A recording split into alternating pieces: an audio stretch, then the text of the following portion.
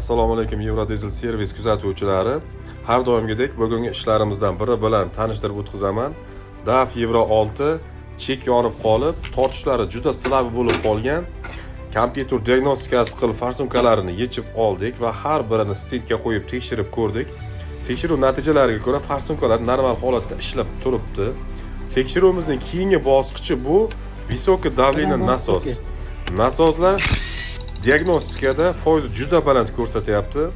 Stendga qo'yib tekshirib ko'rganimizda kerakli davleniyani ushlab bera olmayapti. Buning sababi ichidagi klapanlarga trishina tushib, yaroqsiz holatga kelib qolganligidan. Bunga original klapanlarimiz garantiyasi bilan qo'yib berdik.